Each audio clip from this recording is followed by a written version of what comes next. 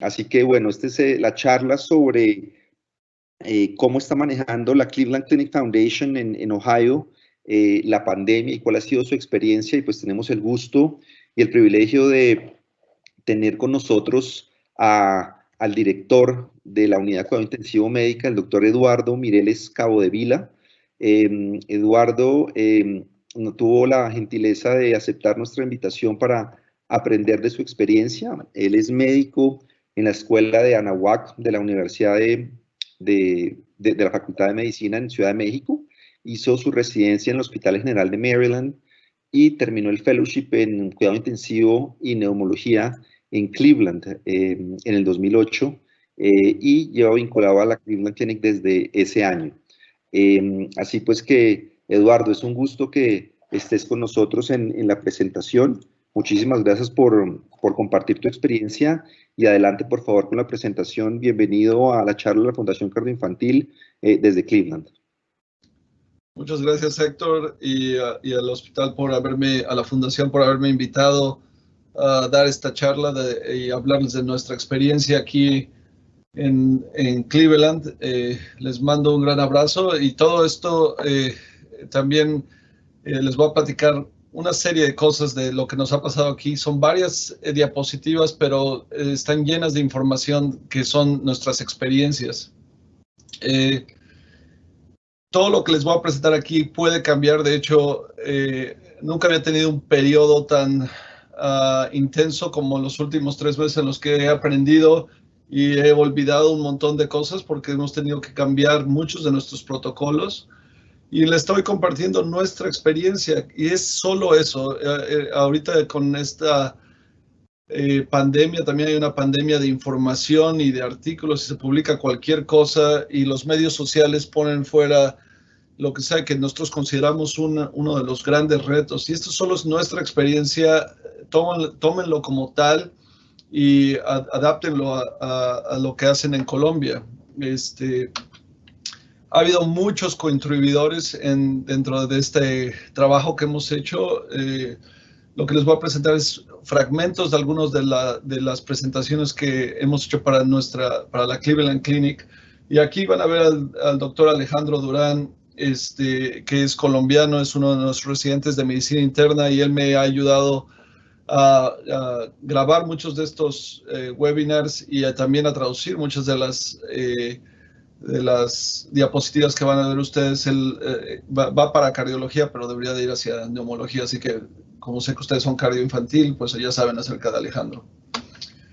Este es Estados Unidos y este mapa lo tomé el día de hoy nada más para mostrar lo que son los puntos rojos, los sitios que tienen más cantidad de casos. Y nosotros estamos aquí en Cleveland y también tuvimos una gran cantidad de casos en Cleveland. Esencialmente, en cualquier sitio que hay un aeropuerto en Estados Unidos son zonas donde había gran cantidad de casos. Hasta este momento en Estados Unidos ya llevan 1.2 millones de casos con una gran cantidad de muertos. En Ohio, nuestro estado, son 6 millones de habitantes y en esos 6 millones de habitantes ya llevamos 23,000 casos y esos son los que se les han hecho pruebas. Como platicábamos, Héctor, esto es algo que hay muchos casos en los cuales no los hemos detectado. Lo que sí sabemos es que hay más de esa cantidad dentro de Ohio y hemos tenido 1,300 muertes, que en porcentaje, en comparación con muchos sitios, son mucho más abajo de lo que se ha reportado en varios estados y en varias ciudades. Y les voy a decir un poco de por qué es así. La historia es nuestra primera reunión. Veníamos de regreso de la Sociedad de Cuidados Intensivos. Estábamos viendo que se estaba activando en Seattle y en California. Hicimos nuestra primera reunión en febrero 24 con el equipo de la terapia intensiva y de aquí de la clínica. Y no fue mucho tiempo después que nos llegó el primer paciente positivo en marzo 13. Pero durante todo después de la primera reunión nos activamos para prepararnos para lo que pudiera venir. Mucha incertidumbre. Hasta ahora, al menos en mi terapia, ahorita les voy a enseñar por qué la información es diferente. Hemos tenido alrededor de 180 pacientes que les llamamos PUI, que son pacientes que lo estamos investigando, o pacientes que son definitivamente COVID. Han ingresado al área de cohorte. Y ahorita, en este momento, los números han estado oscilando, pero tenemos 13 pacientes con COVID críticos dentro de la terapia intensiva. Esta es una gráfica de la clínica en la cual pueden ver los días del mes y después cómo en marzo 13 fue cuando me entró el primer paciente crítico aquí a la terapia intensiva de Main Campus y cómo exponencialmente empezó a subir y realmente durante todo este periodo hasta abril 3 cada día se incrementaban los casos rápidamente dentro, no solo nuestra unidad es esta que ven aquí que se ve en color durazno, si acaso, pero todos nuestros otros hospitales también estaban viendo cómo subían los casos dentro de las terapias y dentro de los pisos. Y en gran medida por el aislamiento social que entiendo que ustedes lo aplicaron aquí en marzo 18, se aplanó la curva y esto es lo que estamos viendo ahorita. Todavía suben y bajan los casos, pero esto es lo que es una clara demostración del aplanamiento de la curva. Para ustedes que entiendan lo que es nuestro sistema, está la Cleveland Clinic, aquí es donde su servidor trabaja, pero también tenemos varios hospitales alrededor en el estado y todos ellos han sido parte, nos unimos, o sea, son parte de la institución y entre todos nosotros trabajamos para homologar los protocolos que íbamos a hacer. Eso fue clave porque la cantidad de información que estaba llegando era abominable, entonces nos dividimos en grupos, hicimos los protocolos y se los voy a presentar ahora. Pero la experiencia que les voy a presentar hoy es prácticamente la que nosotros tuvimos aquí y como fuimos uno de los primeros dentro de la institución y de hecho teníamos muy buen control de la unidad, pues hubo muchas cosas que hicimos que creo que son buenas y han mantenido a mi equipo seguro. Lo primero que hicimos fue hacer un área de cohorte y de hecho, la unidad y estaban todos estos pacientes, estas son puertas de los pacientes de los cuartos, son pacientes que tenían COVID y la primera observación que la gente me dice es, Eduardo, ¿por qué nadie trae máscara? Inclusive yo, y hemos pasado a través de muchas iteraciones de material de protección personal. Tenemos un equipo de prevención de infecciones que es muy centrado y platicamos muchísimo acerca de esto, pero en ese entonces ahora ya usamos máscaras, pero más que nada para proteger a los demás del contagio asintomático que pudiera ocurrir, pero fuera de eso, en ese momento no teníamos la preocupación y seguimos sin la preocupación de que fuera a haber contaminación del paciente hacia afuera. Los cuartos no son de presión negativa, son cuartos que solo tenemos la puerta cerrada. Y les voy a enseñar información acerca, porque mucha gente me pregunta, ¿y cuántos de ustedes se enfermaron? Entonces la unidad de cohorte fue clave para nosotros. Es una área específica de la terapia intensiva donde ponemos los pacientes con COVID y a los pacientes de interés.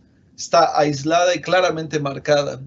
Y eso cambia la actitud de la gente cuando llegaba a esa unidad. Nosotros le llamamos a la unidad la cove, o sea, como la esquina 1, y de hecho teníamos la capacidad para expandernos mucho más. Ahorita tenemos 2 unidades, la cove 1 y la cove 2 abiertas. Y los objetivos eran el mejor cuidado para el paciente, pero en el mismo nivel estaba proteger al proveedor. Una de las cosas que aprendimos rápidamente de Italia es que los médicos se infectaban, ya sea por la comunidad o dentro del hospital, no solo los médicos, las enfermeras, los de limpieza. Cada vez que uno se te infecta, tu equipo se empieza a hacer más pequeño. Entonces hicimos que para entrar a la terapia intensiva, a estas áreas, nadie podría traer una bata o saco, todo lo dejaban colgado fuera. Hacíamos que se lavaran las manos con alcohol, o sea, con la espuma con alcohol, antes de entrar y salir. Y rápidamente dijimos que no podían entrar a ver al paciente más que si le iban a hacer algo. Es decir, nada más entrar a platicar con él no tenía mucho sentido. Si se podía comunicar a través de las puertas o con un sistema agarramos monitores de bebés para que se comunicaran cuando el paciente estaba despierto. A los servicios de interconsulta solo podía entrar una persona a ver al paciente y si no necesitaba examinarlo y nosotros le podíamos decir el examen, nada más hacíamos que una sola persona entrara. Y la última, y esto voy a hablar mucho de esto, es la única manera de proteger a tu proveedor, y esto nos dimos cuenta rápidamente, es que la gente cree que sabe ponerse el equipo de protección personal, pero no tenemos ni idea. No tenemos ni idea. Y ahí es donde la gente se infecta, porque solo necesitas una persona que lo haga mal en el cuarto, que cuando salga toque el teclado de la computadora o agarre el teléfono y ya se llevó al baile a una gran cantidad de personas. Entonces, este sistema del compañero, aquí le decimos el body system, es la responsabilidad de cada uno de nuestros proveedores. No podemos tener un policía ahí viéndolos. Es que cada vez que alguien te pones el equipo o te lo quitas, alguien te tiene que estar echando el ojo. Cuando vas a salir del cuarto, les voy a enseñar un video para que lo explica mejor, pero ahí fue cuando no solo a mí me cacharon con muchos errores, porque no estás acostumbrado, pero cachamos a entraba la gente de limpieza al cuarto y cuando salía se tocaba el pelo, o sea, era un desastre. Entonces les voy a enseñar este video que hicimos con el sistema Body y lo que van a ver ustedes es, la enfermera está dentro del cuarto y le está pidiendo al médico, este es Manny Latifi, uno de mis médicos, que la vea. Y este es con lo que es un cuarto simulado en este caso, pero lo que están viendo es, ella está quitando los guantes y él simplemente está ahí afuera echándole ojo y ahora le dice, rómpela, jálala, la tira a la basura y de ahí él la está viendo nada más ella se acaba de poner alcohol en la mano para limpiar, le abre la puerta y él trae ya los guantes. En ese momento teníamos este protocolo para quitarle los guantes a ella, los lentes, los limpiaba y ella ya puede salir y quitarse la máscara sin tocarse la cara y se pone otra vez la espuma con alcohol. Esto es la clave del éxito de que no tengas a tu equipo que se enfermen. El otro punto que hicimos fue minimizar la exposición y esto fue un trabajo fantástico de farmacia y enfermería en el cual dijimos, ¿cómo le hacemos para que entren menos al cuarto? O sea, están súper críticos los pacientes, tienen que estar entrando a cada ratito. Y una de las primeras cosas que hicimos fue poner todos los medicamentos a las mismas horas, y para que si iban a entrar a voltear al paciente, entraran y llevaran todos los medicamentos y entraran con todo lo que tenían que hacer, voltear al paciente, darle todos los medicamentos, y eso fue base. Y si iban a entrar y si yo estaba dentro del cuarto y era momento de darle un medicamento, para eso estaba yo dentro, ¿para qué va a entrar otra persona para darle el medicamento? Y tenemos que cuidar a todos, es decir, como les dije, las enfermeras lo empezaron a dominar rápidamente, los médicos lo han dominado también bastante bien con sus excepciones, o sea, los consultantes llegan, pero los otros son la gente de nutrición, de limpieza, los de radiología, los que vienen de ultrasonido, porque nadie les entrena, y no hay manera de que entrenemos a la gente sin gastarnos equipo de protección. Entonces la mejor manera es agarrar y cuando llegan ahí mismo tú los vas guiando, lo estás viendo y ese sirve como entrenamiento sin tener que gastar nada a nuestro equipo. Se puede imaginar que en ese momento no teníamos nada, el equipo era oro molido. Otras cosas que hicimos, esta es la unidad de terapia, es sacamos fuera del cuarto la máquina de diálisis. Esto ya no lo hacemos tanto porque trae otros problemas, pero lo hicimos bastante al principio. Sacamos el ventilador, aquí tienen los ventiladores y esto lo seguimos haciendo y nos ha ahorrado alrededor del 50% de material de protección. Acá hay otro ventilador y sacamos las bombas de infusión fuera del cuarto. Una pregunta habitual que me dicen es, Eduardo, ¿qué hiciste con los tubos del ventilador? El ventilador sigue dentro, lo único que está afuera es la consola de mando y este cable va hasta el ventilador que está junto al paciente. Esto fue clave para hacerlo, para disminuir el equipo. Y la otra cosa que hicimos es usamos el vidrio para comunicarnos con el paciente en vez de estar gritando a través de él. Otra cosa que me gustó que hicieron las enfermeras fue hicieron estas bandas para mantener el pelo atrás de su cara, pero pusieron este botón y ahí atoran el cubrebocas y de esa manera no se lastimaban las orejas de la manera que se la estaban lastimando. Otra de las cosas que hicimos fue poner, estas son las computadoras con las que hacemos rondas y hacemos toda la documentación, pero para minimizar la cantidad de gente que tenía que estar al lado en el área, los consultantes, los residentes que también quieren aprender y quieren ser parte de todo esto, pusimos un iPad y nos conectamos a través de Microsoft Teams, como ustedes lo estamos haciendo el día de hoy. Y ellos pueden ahora ver al paciente y pueden interactuar con nosotros y escuchar todas las rondas. Entonces eso disminuyó. El de farmacia también se conecta a través de eso. Cuidado diario. Una de las claves fue no solo el hacer que una sola persona entrara a hacer el examen físico. Yo entro muy pocas veces al cuarto, nada más para hacer cosas que son vitales, broncoscopías o el paciente está en un extremo, hay que intubarlo. Pero la otra fue crear una lista de chequeo diaria que se debe de adaptar a cualquiera de sus unidades, porque la gente tiende a olvidarse de cómo hacer las cosas y las cosas que son importantes para estos pacientes. Y les voy a decir que de las partes más importantes para nosotros fue asegurar que estuvieran haciendo lo que sabemos hacer bien, que es el ventilador, quitarles el líquido de encima una vez que ya habían pasado la fase inicial de que vienen, vamos a hablar más de esto, y después qué laboratorios y qué medicamentos debíamos de darles. Entonces hay esta lista de chequeo que se las doy a cada uno de los tratantes que entran a la unidad. Se les damos esto para que revisen diariamente con los pacientes.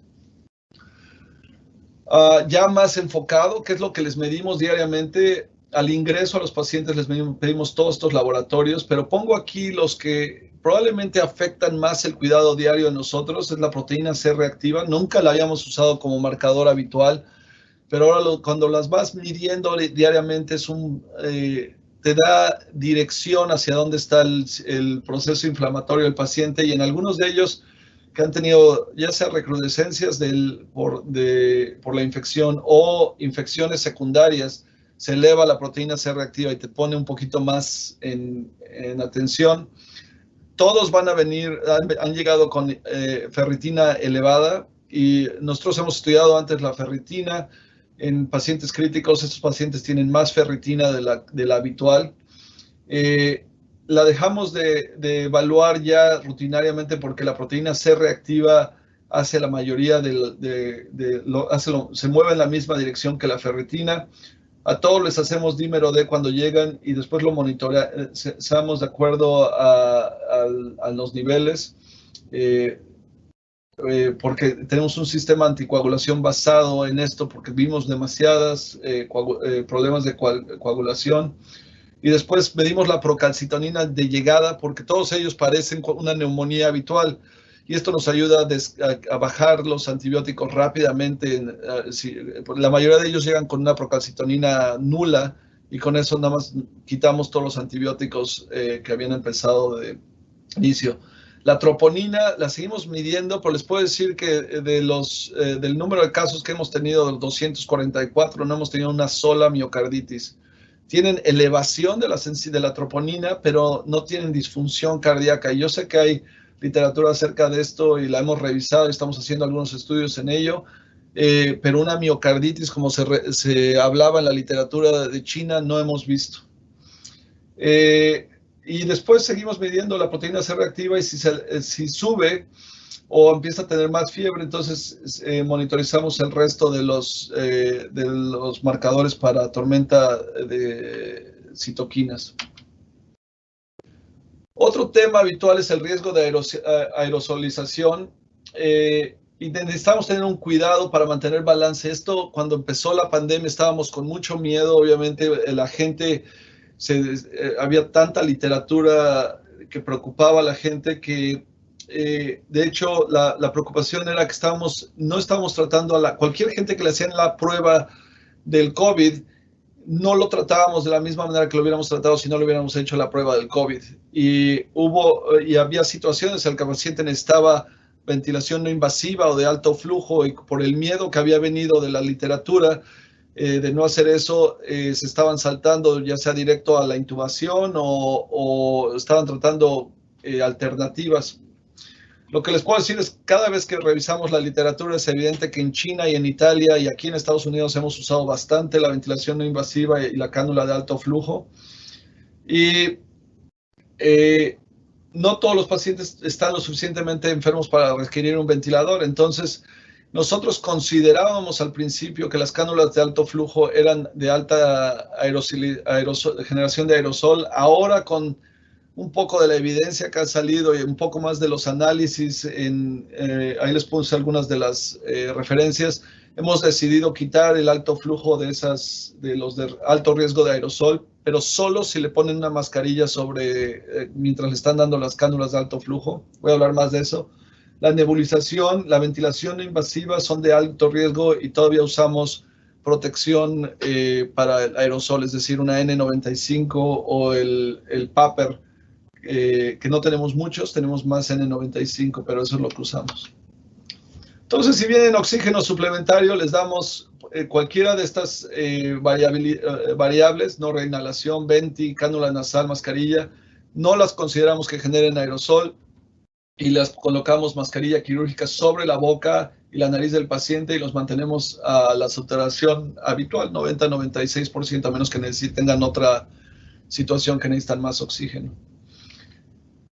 Las nebulizaciones fueron un gran problema porque se agotaron los dispositivos de disparo presurizados y además teníamos preocupación por la nebulización. Así que si están intubados, sí los nebulizamos, pero si no están intubados, entonces usamos inhaladores presurizados. Si se nos acaban los presurizados y los tenemos que nebulizar, entonces los tratamos como con protección para aerosol. Pero hasta ahorita no hemos tenido que hacer eso. Las cánulas de nasal de alto flujo, nosotros decidimos limitar el flujo a 40 litros por minuto, pero pueden ver aquí el asterisco, podemos subir arriba de 40 a 60 litros si necesitamos, pero lo habitual en 40 litros es suficiente para lograr una que sean efectivas. La manera que hemos decidido hacerlo es con una máscara quirúrgica sobre la cara de la cánula, y eso lo hacemos cuando el paciente va a viajar o va a ver a alguien dentro de la habitación o vas a hacer un procedimiento, entonces les pones eso para minimizar la cantidad de aerosol que se genera.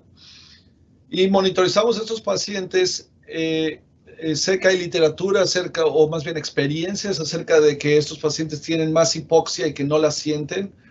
Hay algunos pacientes que ciertamente tienen hipoxia y no se ven tan mal. Nosotros usamos el puntaje ROX, que ha sido validado en la falla hipóxica aguda, no en el COVID, pero nos ha funcionado bastante bien para darle objetividad.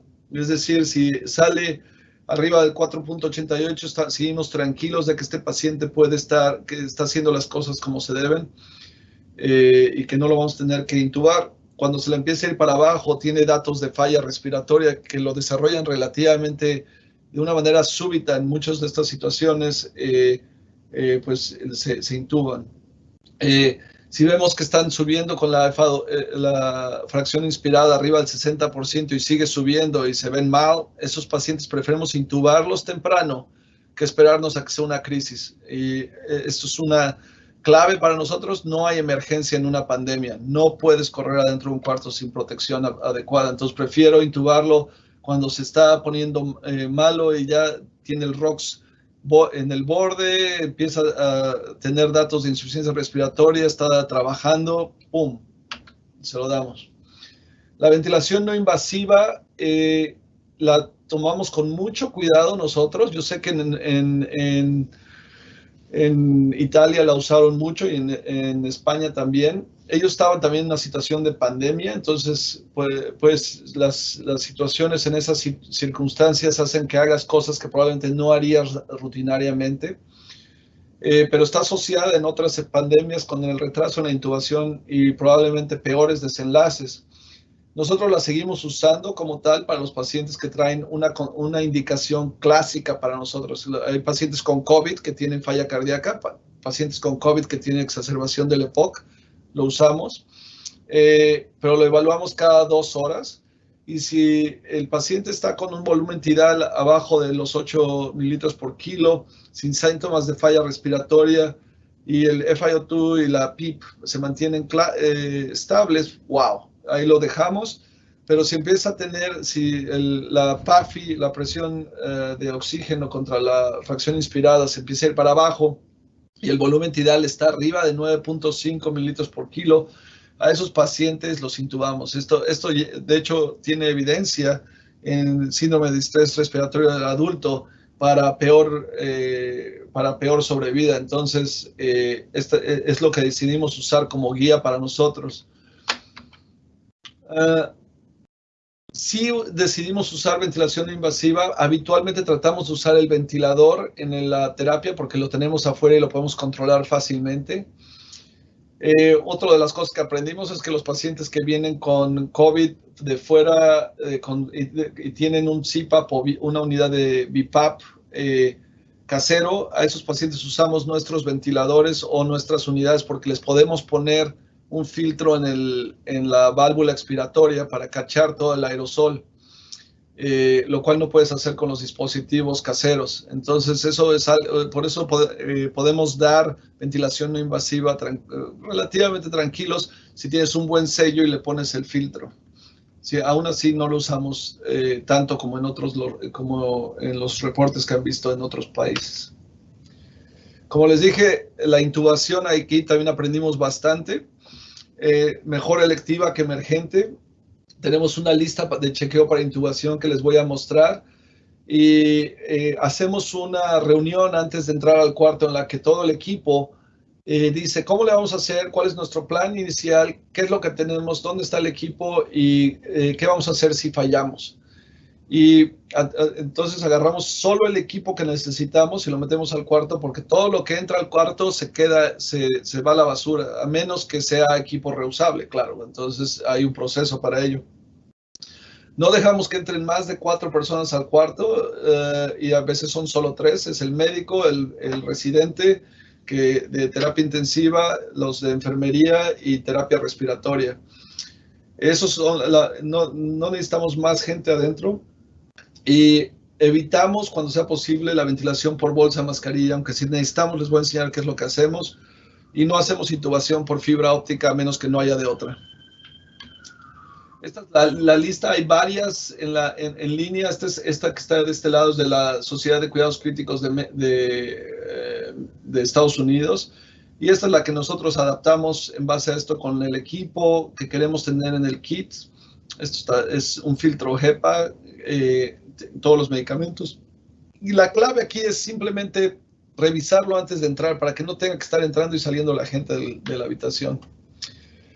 En estos, obviamente, todos los hacemos con cuidados para aerosol. Tenemos un visor o gafas, bata, nada más, y doble guante. Y decidimos usar doble guante porque como metes la mano en la vía aérea, cuando sacas las manos y vas a empezar a hacer algo más, tus guantes ahora están llenos de COVID y lo estás untando por todas partes. Entonces, nos quitamos los guantes después de intubar el primer par o el segundo par. Todos los necesitamos preoxigenar con el método habitual. Nosotros rutinariamente no usamos oxigenación apneica, pero decidimos mantenerla porque todos los pacientes, a comparación de lo habitual, normalmente nosotros paralizamos alrededor del 80% en nuestra práctica habitual, pero decidimos que estos pacientes no queremos que nos vayan a toser, porque ese es ahí cuando se contamina y genera más aerosol y goteas. Entonces, la mayoría de los pacientes hasta este momento han sido paralizados y entonces decidimos mantener la cánula nasal a un flujo de 3 a 6, aunque si están en cánulas de alto flujo, las mantenemos puestas. Todos estos pacientes necesitan expansión de volumen, a menos que tengan una contraindicación como falla cardíaca aguda en ese momento. Porque habitualmente vienen hipovolémicos y cuando los intubas se chocan. Entonces a todos, y esto era de hecho parte de nuestra práctica habitual, pero ahora lo estamos es más evidente en este grupo de pacientes. Y nosotros decidimos para todos los pacientes usar videolaringoscopía, simplemente porque así no tengo que poner mi cara enfrente de la vía aérea. Y usamos al operador más experimentado. Y sin duda alguna, por eso estamos usando a los fellows, a los residentes, para que intuben, porque han intubado más que muchos de nosotros. Estamos ahí para ayudarlos si hay algún problema, pero quieres tener a la persona que sepa hacerlo mejor. Si vamos a hacer bolsa mascarilla, porque ayer, por ejemplo, estábamos intubando a una chica y empezó a sangrar de la vía aérea y entonces tuvimos que darle ventilación con la mascarilla, lo cual no hacemos, lo evitamos, pero si lo tienen que hacer, pongan un filtro de alta eficiencia, un EPA. Y tenemos, siempre entramos con una mascarilla supralaringia en caso de que haya problemas, porque eso nos ayuda a sellar aún mejor la vía aérea que una mascarilla, aunque las dos pueden sellar muy bien la vía aérea si lo haces adecuadamente. Como les dije, limitamos a la gente que entra y sale del cuarto. Todos los medicamentos los damos con peso actual y eso es para que nadie vaya a estar despierto durante el proceso. Y entramos con todos los medicamentos al cuarto, o sea, los checamos antes de hacerlo. Después de intubar, les metemos todos los tubos que se puedan, inclusive las líneas, para que solo haya una radiografía. No queremos más radiografías, una sola para ver cómo está el paciente. En cuanto al manejo del ventilador, y sé que Fabio Barón va a querer comentar en esto, nosotros decidimos que lo que sabíamos hacer lo íbamos a hacer bien y no íbamos a pesar de que estimamos ampliamente el conocimiento de Italia y las teorías que han salido de ahí, decidimos que nos íbamos a quedar con lo que sabíamos hacer bien, que era dar ventilación para síndrome de estrés respiratorio. Y les puedo decir que sí, ciertamente los pacientes que ya están intubados se comportan como un paciente con síndrome de estrés respiratorio. Algunos de ellos ciertamente tienen la complianza más elevada o la distensibilidad, pero todo lo demás es síndrome de estrés respiratorio. Entonces los tratamos con volumen tidal bajo, les medimos las cosas habituales, tratamos de bajar el volumen tidal conforme sea para mantener la presión plató abajo de 30, el pH al inicio, cuando está en los primeros días o que está el problema con la lesión pulmonar bien activa, tratamos de mantener el pH bajo, porque eso quiere decir que podemos usar volumen tidal bajo. Y mantenemos también el delta de presión o el driving pressure, como le gustan decir, menor a 15 centímetros de agua. Y sí podemos ir para arriba con el volumen tidal si hay acidosis o disincronía, pero lo habitual es tratar de ir lo más bajo posible. Nosotros empezamos con PIP de 10 y eso solamente decimos empezar con PIP de 10 como un punto para empezar, para que la gente supiera dónde que tenían que después de eso seguir la tabla de PIP del síndrome de estrés respiratorio. Y esto es clave para nosotros porque cuando estás tratando de ver cómo se está comportando tu equipo en una situación de pandemia y para entrenarlos, porque puede que tengas a gente que no ha hecho terapia intensiva antes, ¿cómo le enseñas un método más complicado a medir reclutabilidad o a medir el trabajo respiratorio, a medir el shunt? Es imposible. Es más fácil decirle, esta es la tablita y primero me bajas la fracción inspirada de oxígeno y después lo colocas con el PIP adecuado y de ahí te sigues con la tablita.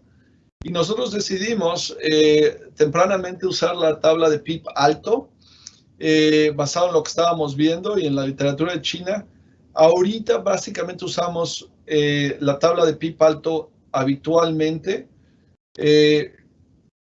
pero también la de PIP bajo. Y la de PIP bajo la usamos cuando hay enfermedad unilateral o hay enfisema o hay evidencia de disfunción del ventrículo derecho O el médico en la cabecera dice, ¿sabes qué? Este paciente no está reclutando, hay que usar la tabla de PIP bajo. Y con eso los pacientes, ya les enseñaré los resultados de nuestros pacientes, no hemos tenido mayor problema. Estas son las tablas, y estas se las damos disponibles al equipo para que sepan cómo utilizarlas. Y es la tabla de PIP alto, que no es la súper alto que han usado en otros estudios. Esta es la tabla que usaron en el estudio Alveoli, que demostró al menos que no era diferente en cuanto a seguridad a la tabla de PIP bajo. Pronamos. No hemos pronado tanto como se ha reportado en otras series, y no es porque no queramos, es porque los pacientes, yo creo que con la tabla de PIP elevado, no han requerido, no llegan a tener la PAFI abajo de 150.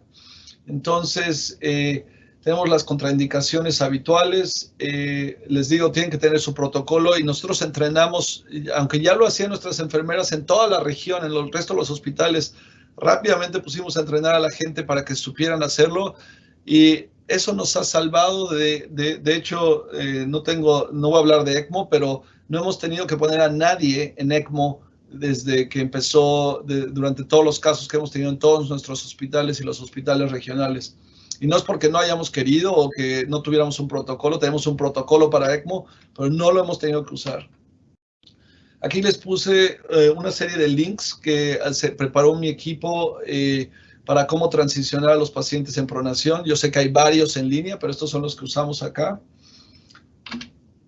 Y dejamos de pronar con los mismos criterios que se usaron en el estudio de pronación en el New England Journal of Medicine, es decir, después de 4 horas, si tiene el PIP abajo de 10, la FiO2, la fracción inspirada abajo de 60 y la PAFI arriba de 150, ese paciente ya no lo volvemos a pronar. O si falla cuando lo pronamos, esos pacientes ya no los pronamos. Como les dije, bajamos los líquidos bien, con una estrategia conservadora. Muchos de estos pacientes van a desarrollar falla renal, insuficiencia renal. Les voy a decir que la coagulopatía es severa, y muchos de estos pacientes coagulan los filtros de diálisis. Así que no voy a hablar de eso el día de hoy, pero en general, si empiezan tienen un dímero alto, arriba de 3000, los anticoagulamos para prevenir que se coagulen los filtros de diálisis, o que tengan trombosis venosa profunda, que es, o tromboembolia pulmonar, que nosotros lo hemos visto y se ha reportado bastante. Usamos el protocolo FACT-Lite, aquí está el link para ese, pero esencialmente tratamos, si no tienen hipotensión en las últimas 12 horas, si no están en presores, les metemos furosemida. Y si tienen datos de hipervolemia y no están oligúricos, les metemos diálisis continua para mantenerlos lo más seco posibles. Ya cerca del final, los estudios para estos pacientes, esto también creo que ha sido muy sano para nosotros, porque habitualmente creo que hacemos demasiados estudios. Esto ha ayudado a que minimicemos la cantidad de estudios en estos pacientes, más que nada porque no los quieres mover a que vayan a radiología o que vayan por los pasillos, el elevador. Entonces, nada más hacemos estudios si van a cambiar el pronóstico o el manejo del paciente. Si no, no se hace. La radiografía se hace una sola para confirmar todo, y no las hacemos de rutina. Y básicamente usamos el ultrasonido que nosotros hacemos, que se llama el POCUS. Es el estudio de base, es decir, el paciente llega, queremos ver cómo está el corazón, le hacemos el estudio nosotros. Y después, si vemos que necesita algo más avanzado, entonces obviamente ya incluimos al resto de la gente. Pero para buscar coágulos en las piernas, para ver cómo está el pulmón, dónde está la línea, usamos todo el ultrasonido. Esta tablita se las pongo aquí, la desarrollamos nosotros para ayudar al equipo para saber cómo meterse y usar el equipo de ultrasonido. Lo que les puedo decir es que una vez que entra el equipo al cuarto, antes de salir se tiene que limpiar completamente con el equipo de desinfección apropiado, y se requiere alrededor de 3 minutos de estar húmedo la superficie para matar todo. Este virus se muere relativamente fácil con estos detergentes, pero lo lavamos adentro del cuarto y cuando sale, porque la regla es que nadie se me va a enfermar porque agarró el ultrasonido con las manos sin guantes, porque nadie lo limpió cuando salió del cuarto. Entonces puede que estemos exagerando, pero así no se enferma nadie. La tomografía no la usamos para diagnóstico, la usamos simplemente si va a cambiar el manejo. Tengo diagnósticos alternativos que debo de descartar. No la usamos de rutina para buscar para coágulos en el pulmón, aunque muchos de ellos los tienen. Si tienen un coágulo en la pierna, ese paciente está anticoagulado. Entonces, ¿para qué bajarlo a hacerle una tomografía? Muchos estudios han salido con lo que se ve en las tomografías y estamos de acuerdo, es exactamente lo que se ve. La broncoscopía, fíjense que nosotros inicialmente dijimos que no íbamos a hacerla a menos que fuera esencial. No la usamos para diagnóstico, pero una de las cosas que hemos visto es que muchos de estos pacientes tienen oclusión del tubo endotraqueal y es otra plática completa esta de lo que le está pasando con los tubos endotraqueales, pero es una causa de morbimortalidad. Entonces tengan alta sospecha y hubo un día que hicimos 5 broncoscopías y eso nos llevó a cambiar 5 tubos endotraqueales que estaban a punto de oclusión completa. Y en estos pacientes no tenían gran cantidad de secreciones, es simplemente el moco que producen se les pega al tubo endotraqueal. No me pregunten por qué, estamos haciendo análisis patológico de este moco porque es un moco.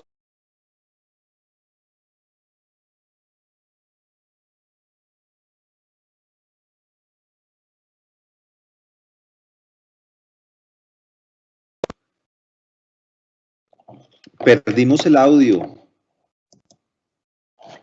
Perdón, ¿hace cuánto lo perdieron? No, hace nada, ya te volvimos a oír.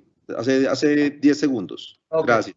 Entonces, no hay emergencias, no hay razón para que una enfermera entre corriendo al cuarto, aunque el paciente muera. O sea, no queremos que nadie se muera, o sea, tenemos que tratar de cuidarlos, pero no puedes hacer que que tu equipo no sea seguro. Entonces, esto requiere un montón de trabajo con los equipos. Por suerte, fue un paciente que era de riesgo, por ejemplo, que no tuvo COVID, en el cual cayó en paro cardiorrespiratorio y durante el paro, que lo consideramos uno de los momentos de alta generación de aerosol, una de las personas entró al cuarto sin el equipo protector, pues porque quería ayudar, pero se pueden dar cuenta el riesgo que eso conllevó. Por suerte fue en esos momentos en los que aprendes y haces esto un punto más claro para todo el equipo. Entonces, en general, los medicamentos mínimos antibióticos, usamos diuréticos, anticoagulación y minimizamos la sedación. Estos pacientes desarrollan mucho delirio, entonces tratamos de despertarlos todos los días a pesar de que tengan PIP de 20, los despertamos. Si se ponen difíciles, entonces los volvemos a dormir. Muchas preguntas acerca de los esteroides y de otros medicamentos. Nosotros no recomendamos el uso de los esteroides en estos pacientes. Hemos ido a través de la literatura 20 veces. Los usamos si el paciente tiene trasplante, tiene POC, tiene choque séptico, ok, se los damos.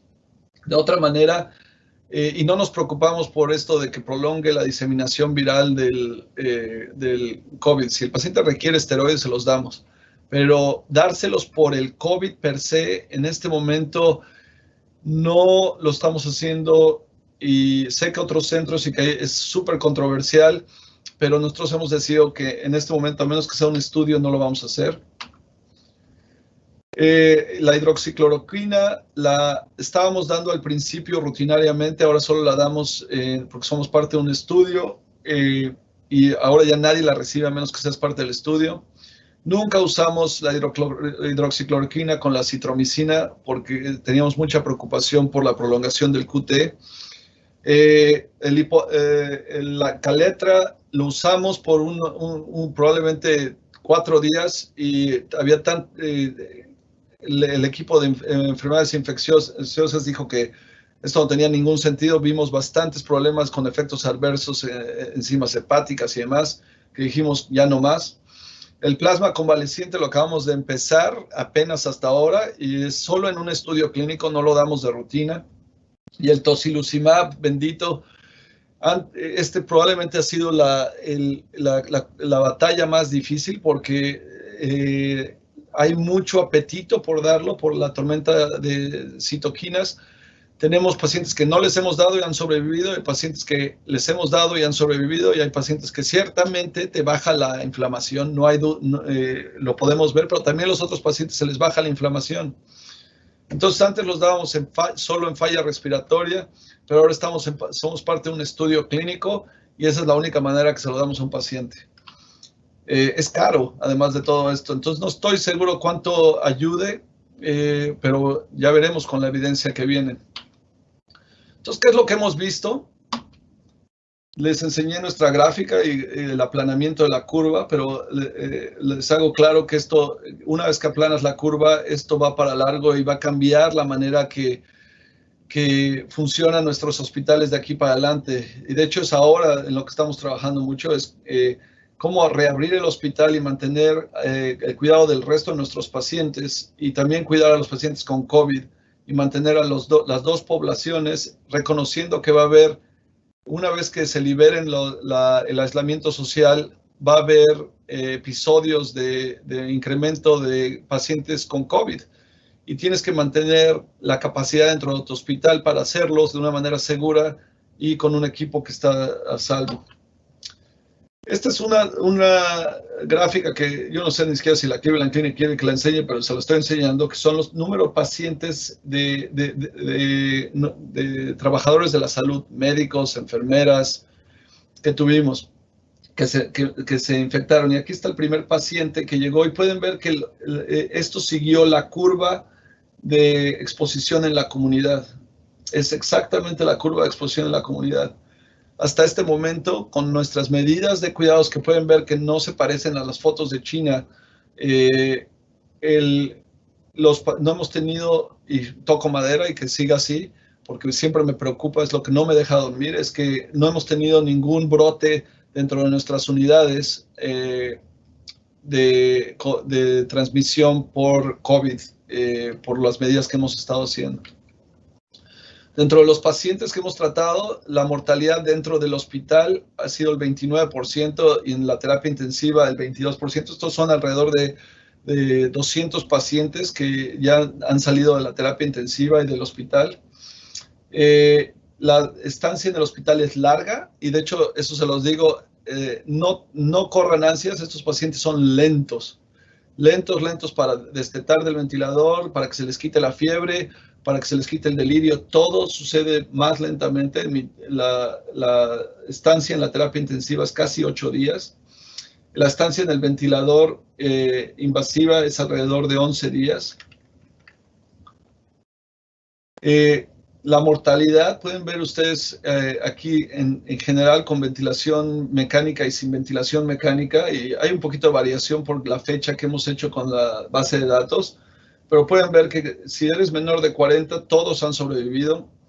Si estás entre los 40 y 64, alrededor del 10 al 12% de mortalidad. Si eres mayor de 80, aún así no es tan terrible como en otras de las series. Claro, muchas de las series que hemos visto son en situaciones de total, el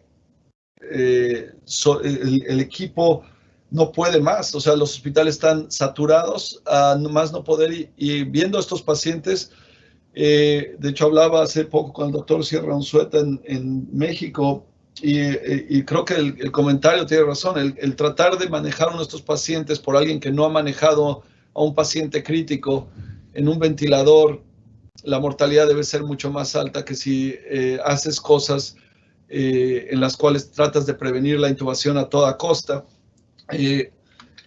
La mayoría de nuestros pacientes, pueden ver aquí, alrededor del 57% están yendo a casa con cuidados propios de la casa o a casa sin nada extra. 5% se fue a hospicio y eso no es más allá de nuestra tasa habitual. Así que, en resumen, lo que les voy a decir, lo más importante que se pueden llevar el día de hoy es cómo mantener todo lo que tienen que hacer para mantener a su personal protegido.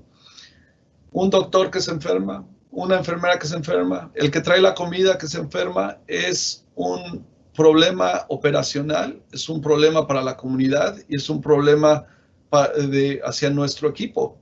No lo pudimos mantener a salvo. Y no es tanto cómo te pones el equipo que traes, sino es cómo te lo quitas. Tenemos que hacer lo que sabemos hacer bien. Los cuidados básicos son la clave. Hay que ser simples y consistentes. Estoy totalmente de acuerdo que hay muchas teorías y cosas que son innovadoras y que probablemente vayan a salir hacia el futuro, pero necesitamos obtener información sistemática y analizarla para saber qué es lo que está pasando con estos pacientes. Finalmente les voy a decir, todos son expertos en una enfermedad nueva. Eso es lo que ves ahora en Twitter y demás. Yo no soy un experto en esto, simplemente les estoy comentando lo que nosotros hemos hecho y todo cambia poco a poco dentro de esto y vamos a ir aprendiendo más y eventualmente aprenderemos a vivir con la enfermedad y nos daremos cuenta de qué es lo que podemos hacer para mejorar aún más la sobrevida de estos pacientes. Con eso termino y les agradezco su atención y el invitarme a platicar con ustedes. Gracias.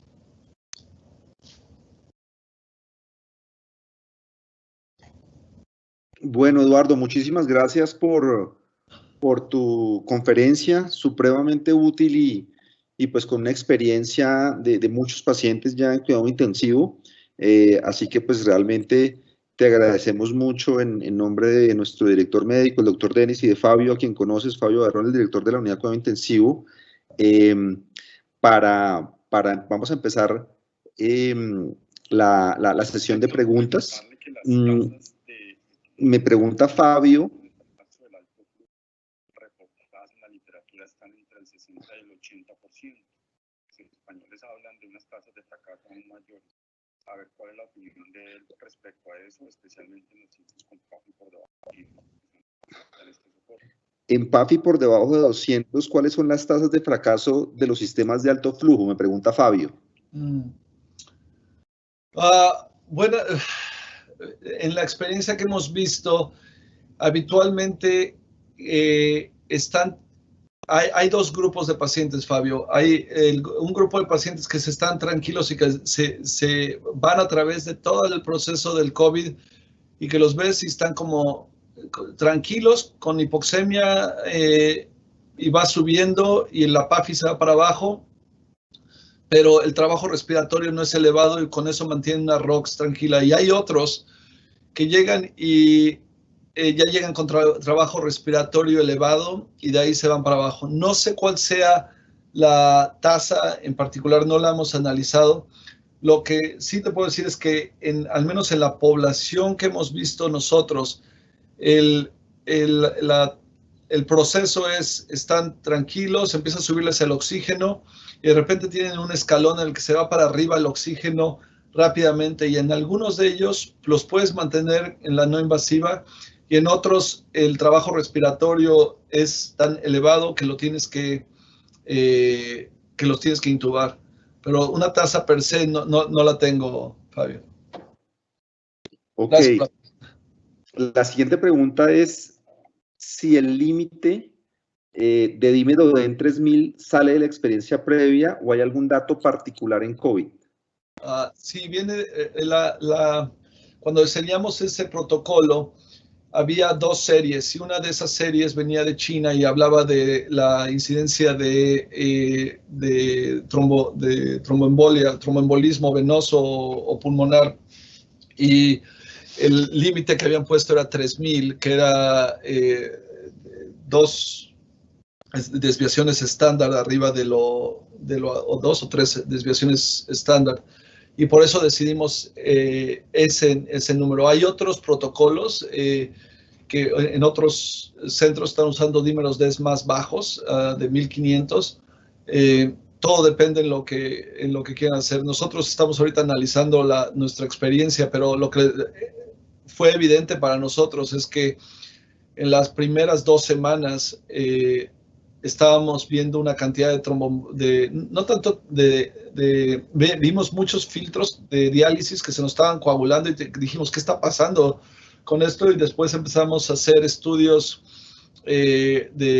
para buscar trombosis en estos pacientes y vimos más de lo habitual de nuestra práctica, y fue cuando decidimos crear el protocolo y ese fue el dímero que salió. Y esta decisión vino de nuestro departamento de medicina vascular, del departamento de hematología y de mi colega Simón Muca, que ha liderado todo ese protocolo. Pero sí, por eso decidimos 3,000 y puedo mandarles las referencias con gusto.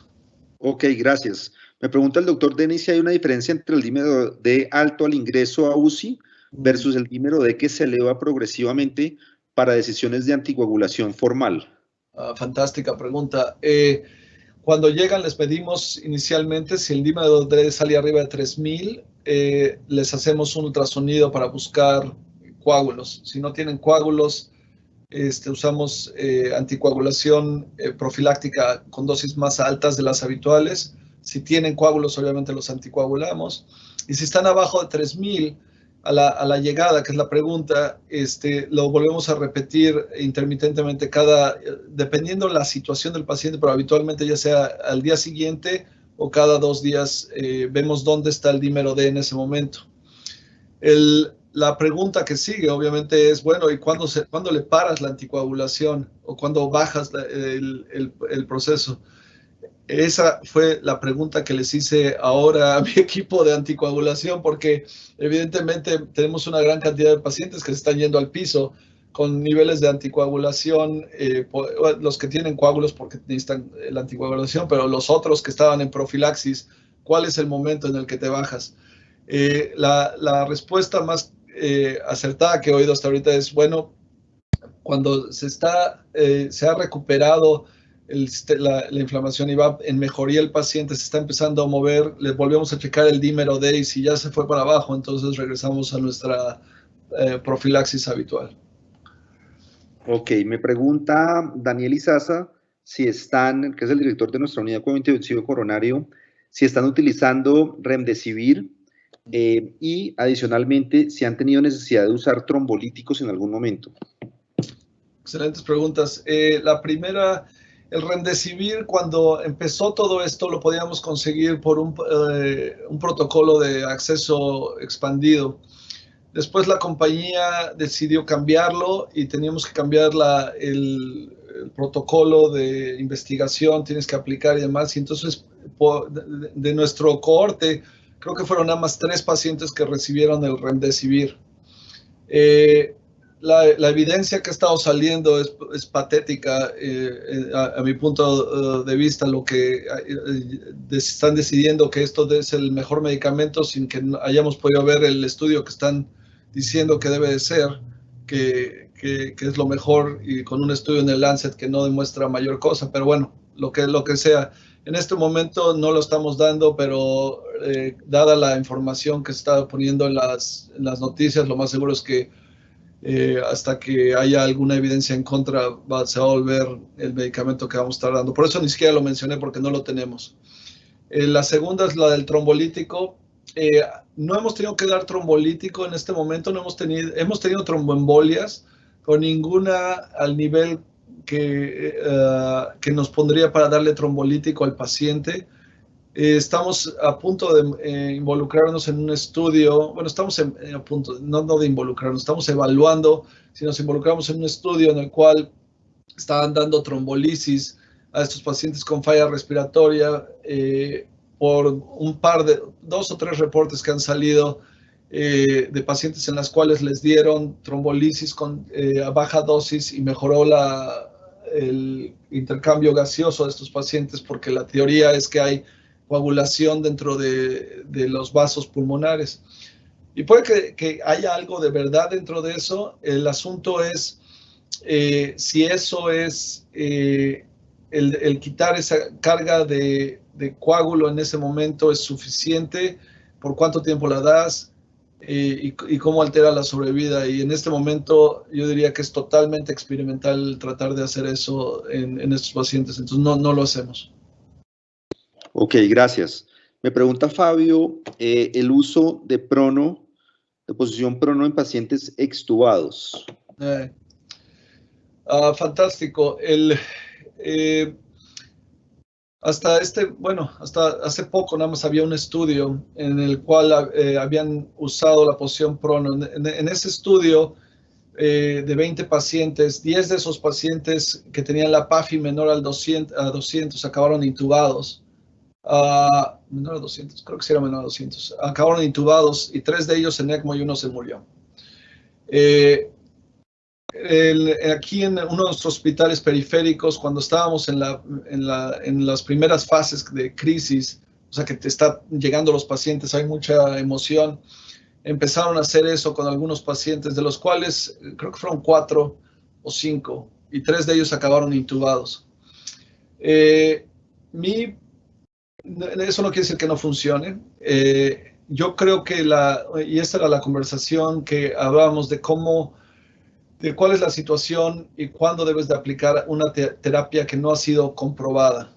Desde mi punto de vista, hay que poner al paciente al centro de todo esto y pensar, bueno, ahorita yo tengo aquí en la clínica evidencia de que no los estoy matando con la ventilación mecánica, más de lo que hubiera sucedido en cualquier paciente con una neumonía viral con síndrome de estrés respiratorio. No tengo esa evidencia. La única situación en la que pondría a alguien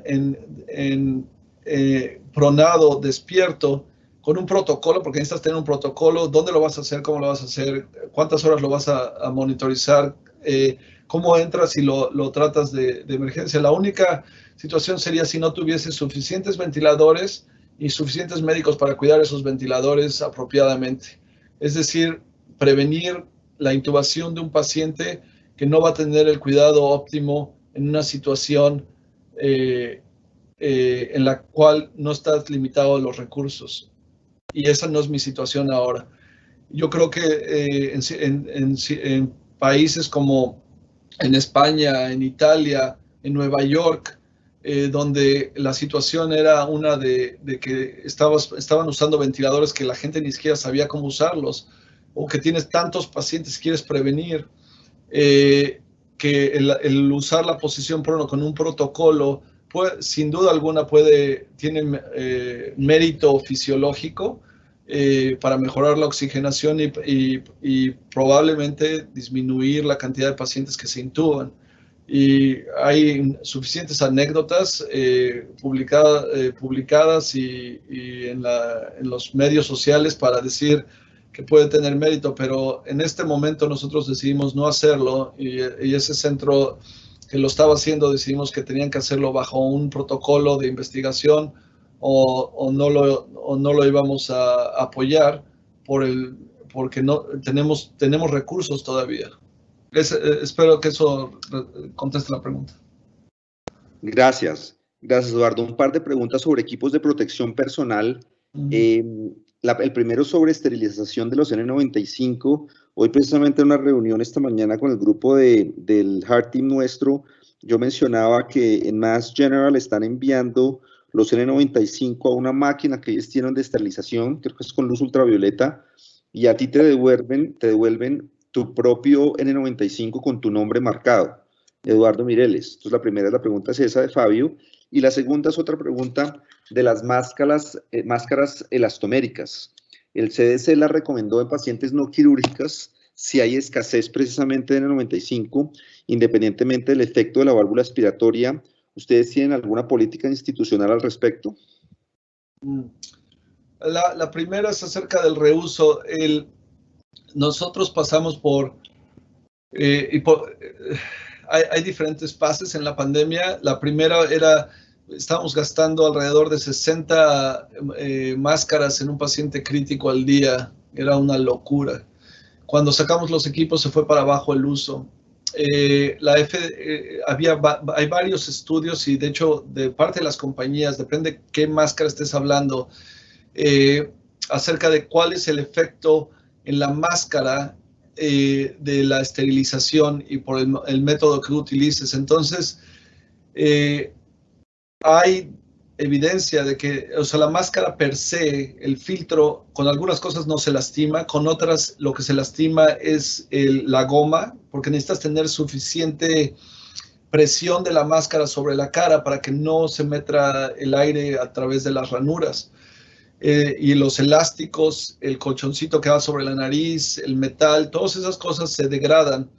Y entonces, esto fue un gran debate para nosotros porque veíamos fotos de Nebraska, de Mass General, con sus métodos usando el de este, pero nosotros decidimos no hacer eso hasta que salió una compañía aquí abajo en Columbus, Battelle creo que se llama, y empezamos a juntar todo el equipo que se puede esterilizar con ese método que mantiene la integridad de la mascarilla y además no solo mantiene la integridad, sino que tienen un proceso para checar que mantenga la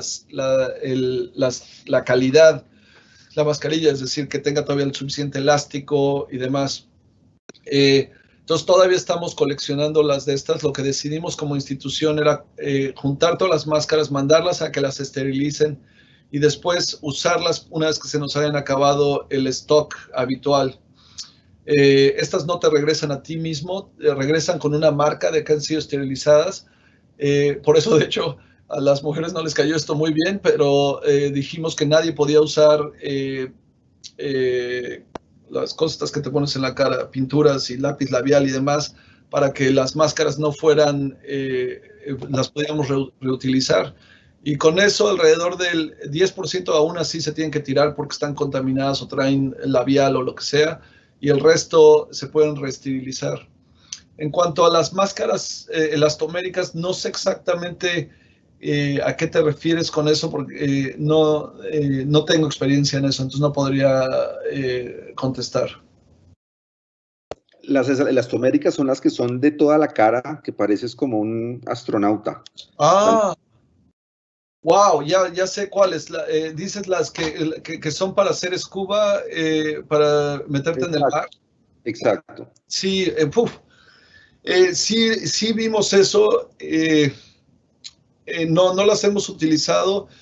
Hay la otra cosa, no tenemos tanto problema, no hay gente con enfermedad respiratoria dentro de nuestro, bueno, seguro sí hay, pero el problema con esas máscaras está relacionado con el incremento en el espacio muerto.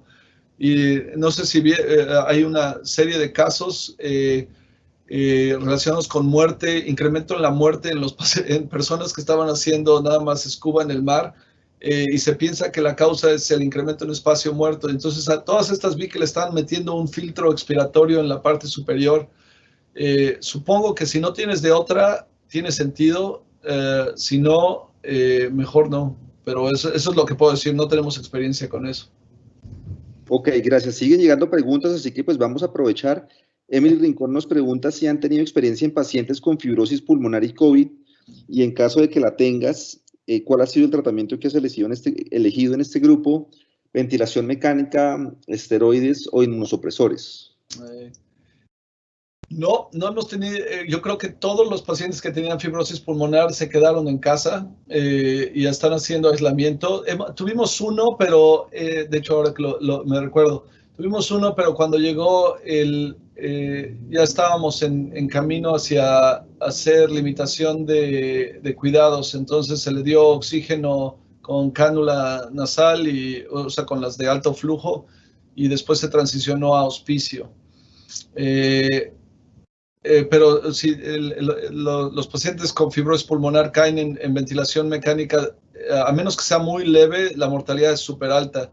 Entonces, habitualmente en nuestra práctica, la discusión en un paciente que llega con fibrosis pulmonar, que ya está avanzada y que va a requerir ventilación mecánica, si no tenemos trasplante para él, la plática se enfoca bien claramente en cuidados paliativos. Tenemos un protocolo que vamos para adelante y para atrás con ese acerca de los pacientes que tienen exacerbación de la enfermedad. pulmonar, pero la mayoría de esos pacientes tenemos que considerarlos para trasplante, entonces eso es lo que yo les diría. Gracias, Eduardo. Un par de preguntas de anticoagulación. La primera es, ante la necesidad de anticoagulación, ¿ustedes prefieren heparinas de bajo peso molecular o heparinas no fraccionadas en pacientes hospitalizados? Y la segunda es, cuando se le da egreso al paciente, cuando se le da salida, si están manejando un esquema de anticoagulación específico por un número de tiempo, por ejemplo, heparinas de bajo peso molecular durante 3 o 4 semanas. Usamos heparina de bajo peso molecular, la dosis baja, dependiendo en cuál estrategia caigan. Si tienen sobrepeso o falla renal, entonces nos movemos a heparina no fraccionada. Y después, si tienen coágulos, usamos heparina de bajo peso molecular, porque habitualmente esos pacientes, como están críticos, van a requerir procedimientos, entonces es lo que estamos usando. En cuanto a una vez que salen de la terapia intensiva, como les dije, la intención es que bajen la cantidad de anticoagulación siguiendo el mismo protocolo, pero una vez que ya salen del hospital, a menos que hayan tenido tromboembolia, no se está siguiendo mayor anticoagulación en casa. Simplemente, a menos que, o sea, si fue una tromboembolia, la tratamos de una manera habitual, 3 a 6 meses de anticoagulación con lo que sea, ¿no? Con lo que habitualmente lo hacemos. No hemos cambiado ese protocolo a algo en específico. Y para profilaxis, solo simplemente si están en el hospital y en el momento que se van, se les quita. Ok. Cuando el paciente sale de la unidad de cuidado intensivo y los reportes han sido negativos para COVID, ¿cómo están estratificando sus pacientes? ¿Tienen una sala post-UCI específico para esos pacientes donde el reporte ha sido negativo? ¿O sencillamente los pasan a una sala general o a un ward, a un piso general donde no hay pacientes con COVID? ¿Cómo es esa ruta dentro del hospital? Eso eso me ha sacado más canas que nada. Pero creo que ya lo tenemos. La primera es, ahora todos los pacientes que entran a terapia les hacemos la prueba. Y eso genera dos poblaciones que hemos dividido nosotros. La primera población es la población de bajo riesgo, es decir, llegas por una infección de vías urinarias en choque séptico, sacamos el COVID, pero ese te lo sacamos nada más de rutina para estar seguro que no lo traes de la comunidad. O un paciente que va a requerir trasplante y entonces lo tienes que hacer el chequeo para estar seguro que no lo va a tener antes de irse al trasplante. Entonces esos pacientes no los movemos, los admitimos a una unidad habitual, pero durante el proceso de la prueba están aislados. Pero hay otros pacientes que son de alto riesgo, es decir, llegan con falla respiratoria, con síndromes virales, con síntomas, con tromboembolia, con síndromes que están asociados con el COVID. Esos pacientes van a nuestra unidad. Tenemos un par de camas, 4 camas, que tenemos reservadas en un área para esos pacientes. Están cerca de los pacientes COVID, pero es un área en la cual llegan y en lo que sale el resultado negativo. Antes nos tardaba alrededor de 12 horas, era el promedio, hasta 24 horas. Ahorita el resultado nos está saliendo alrededor de 3 horas, pero en esa área estamos metiendo nada más a esos pacientes que tenemos alta, dices, híjole, si me sale negativo, ¿me la voy a creer o no? Habitualmente la respuesta es no, no me la creería, lo cual quiere decir que le vamos a hacer otra prueba, ya sea de un aspirado traqueal o otra prueba nasal para estar seguro que la prueba rápida fue segura. Ahora ya por fin estamos teniendo resultados acerca de la validez de nuestros estudios y tenemos uno que es 100% sensible hasta este momento, que es el que está basado en la CDC, y tenemos otro par que tienen una tasa de falsos negativos del 2.83%, entonces muy baja, y realmente hemos tenido un caso en el cual fue hasta la tercera muestra que todo el mundo decía, es que este lo va a tener, y lo tuvo, después de 2 nasales negativas, pero no se basen en esa experiencia, simplemente de una manera operacional hay que pensar en que eventualmente lo que van a tener en el hospital va a ser un área COVID y un área no COVID. Y en esa área COVID van a tener pacientes COVID por falla respiratoria y pacientes COVID que llegaron porque tiene gangrena del pie o tiene isquemia miocárdica y necesita un cateterismo. Entonces, los protocolos que van a tener que generar ustedes van a ser cómo nos vamos a comportar con ese paciente en esa área, cómo nos vamos a mover y cómo vamos a mantener ese nuevo mundo de COVID, no COVID. Ok, una pregunta quizá muy clásica de uno de nuestros médicos que se graduaron de nuestra escuela de medicina, Sebastián Gallo. ¿Qué están haciendo con los ACE inhibitors y los ARBs? ¿Los están suspendiendo? ¿Los están continuando? ¿Cuál ha sido la experiencia de un hospital con todas las especialidades, pero también con un foco cardiovascular claro con ese respecto de esos dos medicamentos? Este también fue víctima de múltiples teorías en línea y de hecho publicamos ahorita en JAMA, yo no estoy en el artículo, pero publicamos la Cleveland Clinic los resultados y no hay ninguna interacción con mortalidad que podamos ver. Entonces, nosotros desde el principio dijimos, sin evidencia no paramos esto, porque si le paras el inhibidor de la ECA a este paciente y se vuelve más hipertenso, está más tiempo en el hospital, o a ver, ¿qué es lo que va a pasar con él? Entonces decidimos no modificar nuestros protocolos y seguimos sin cambiarlos. Igual con los antiinflamatorios no esteroideos, que también había una teoría volando por ahí, una carta al editor, creo que era, también lo ignoramos. Seguimos dándoles, si lo necesitan, se los damos. Es raro que los des en la terapia, pero si los necesitas dar, los damos. Ok, últimas dos preguntas, porque no queremos tampoco abusar de tu tiempo y creo que son las últimas dos que me han llegado. La primera es, ¿qué tasa de coinfección viral y bacteriana están teniendo? Y si ha modificado la conducta, como por ejemplo el uso de oseltamivir. Ya, buena pregunta. Al principio, cuando estábamos tuvimos una temporada terrible de influenza, terrible, hace años que no veíamos algo así. Al principio teníamos coinfección, de hecho los dos primeros pacientes que tuvimos, uno tuvo virus sincicial respiratorio y la otra tuvo pseudomonas y de hecho multiresistente. Pero los dos tenían antecedentes, o sea, comorbidades.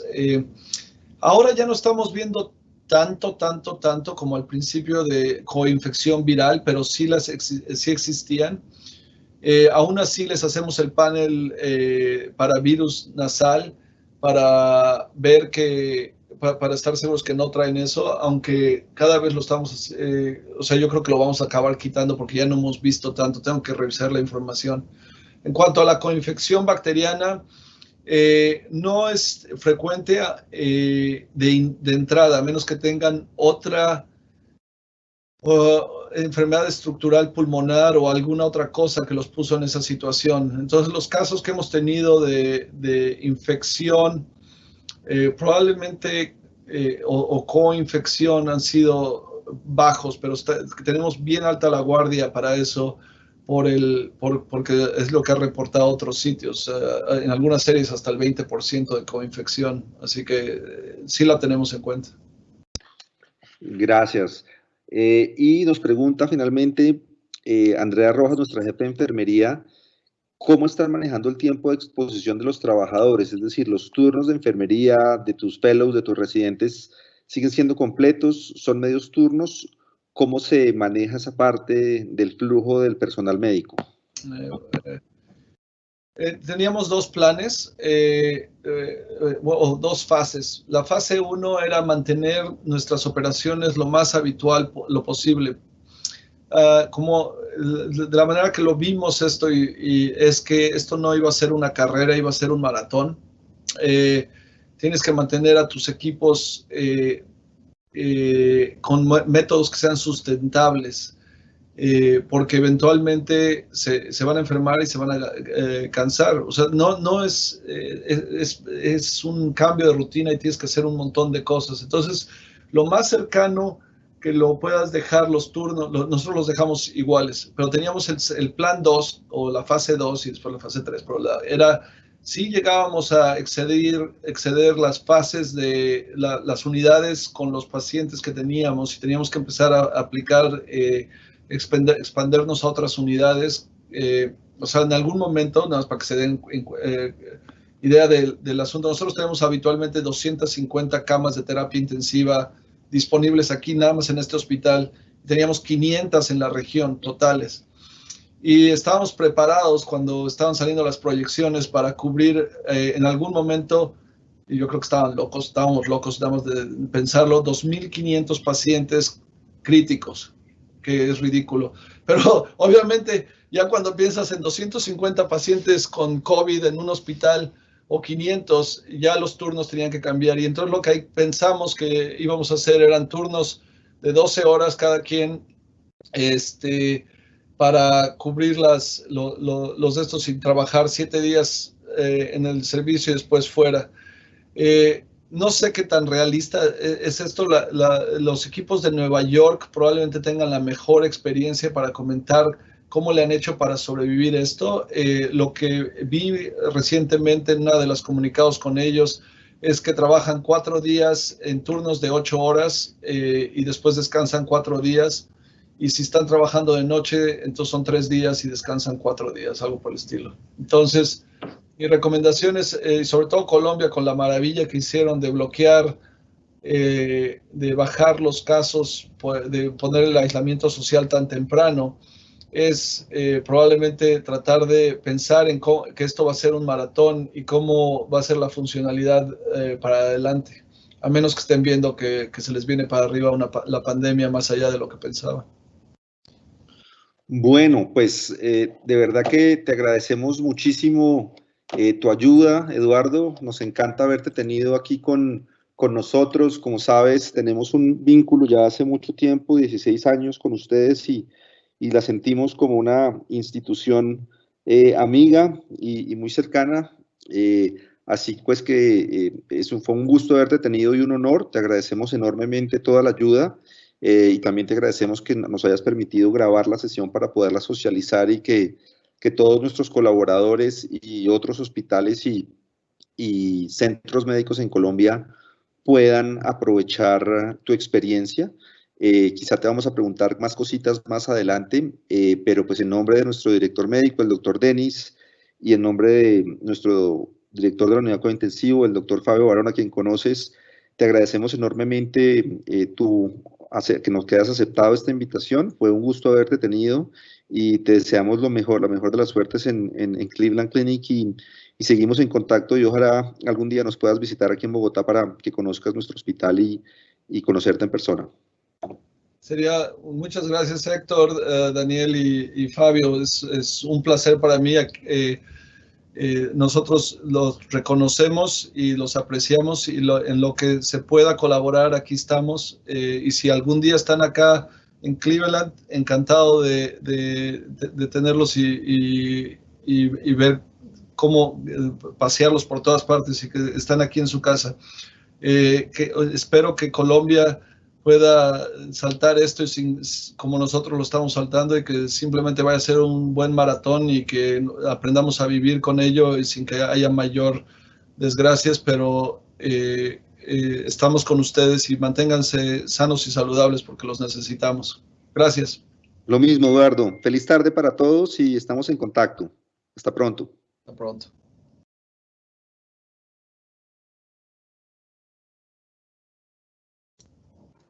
Listo, dale, gracias. Gracias, doctor Mireles. Hasta luego.